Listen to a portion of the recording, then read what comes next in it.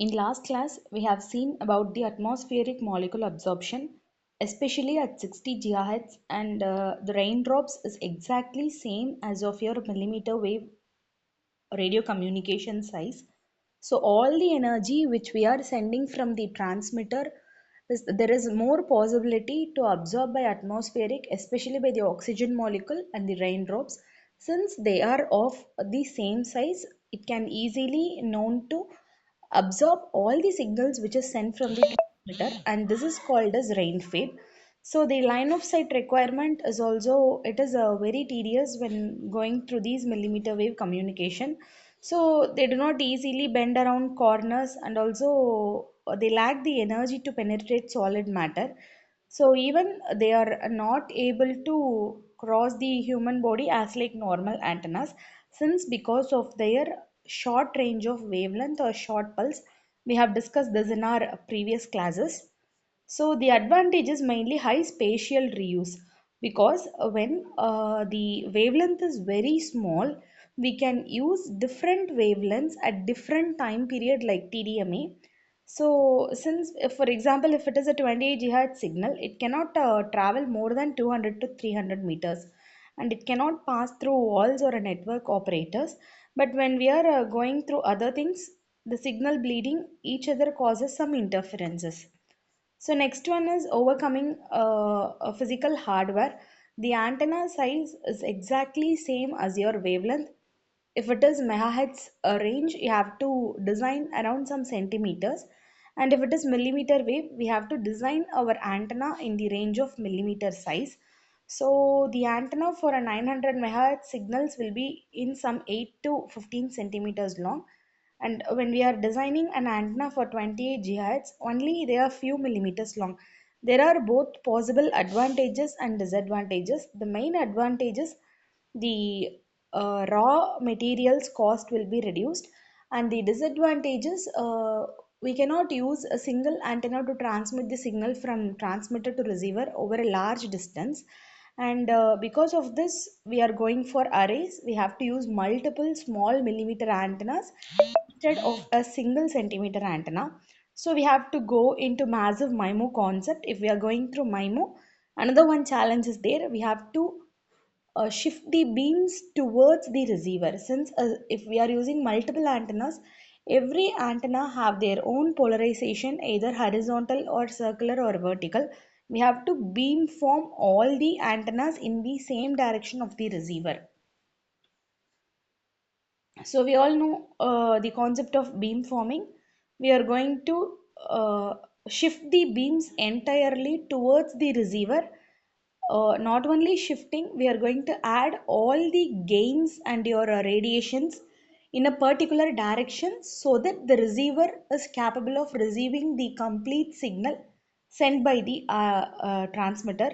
Small cell architecture, because it is a millimeter wave signal, it cannot pass through buildings, and traditional 150-foot cell towers won't work for your millimeter antennas.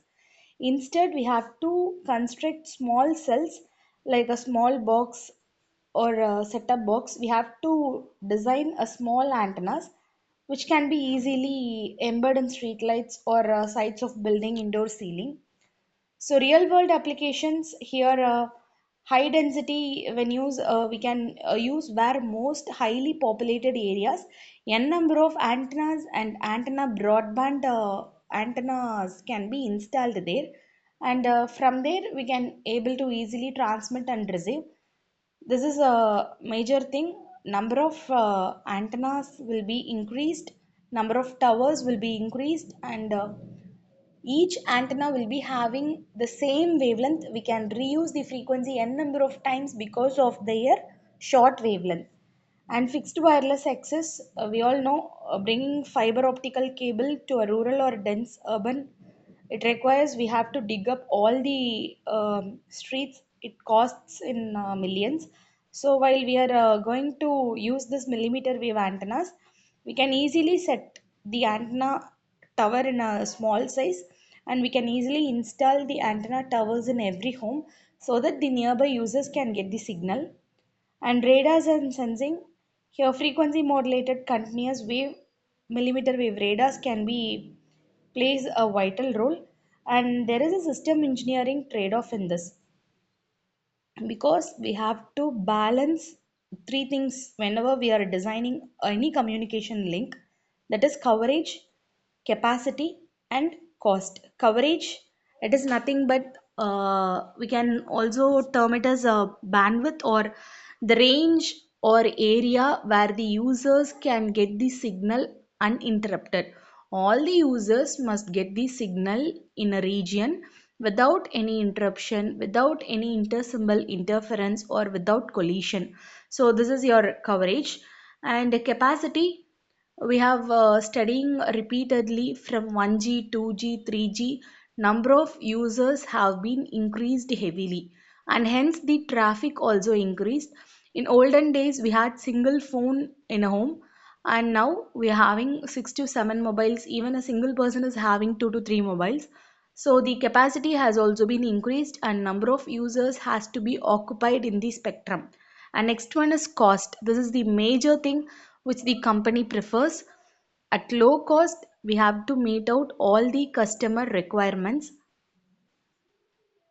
So this is the major trade-off between the coverage, capacity, and cost. And this is the metric of comparison between low band, mid band, and millimeter wave. Usually low band is between sub 2 GHz, mid band is 2.5 to 6 GHz, and millimeter wave is 24 to 100 GHz, which is of higher frequencies. And the data speed is low in low band, and it is average in mid band. And it is high data bits because only a short pulse is going to get transmitted from transmitter to receiver. So millimeter wave communication is obviously it is a very speed communication. So coverage low band, it can cover a huge areas. Mid band moderate, millimeter wave short pulses. If we are moving from one room to another room in your house, the signal will get lost. This is the case in millimeter wave communication. And wall penetration, since a low band, it is having usually high frequency, low frequencies, and a high wavelength, so it can able to transmit over long distances. And midband, it can able to travel over a decent distance communication. And millimeter, we know it is a very short pulse.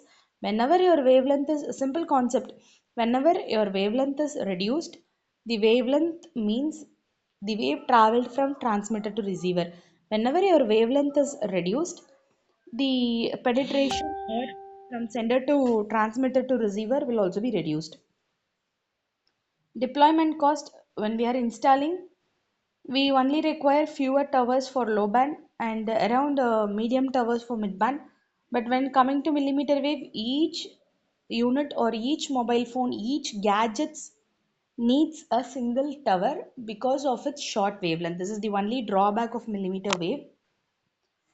So I'm giving you a scenario you can easily think of and discuss.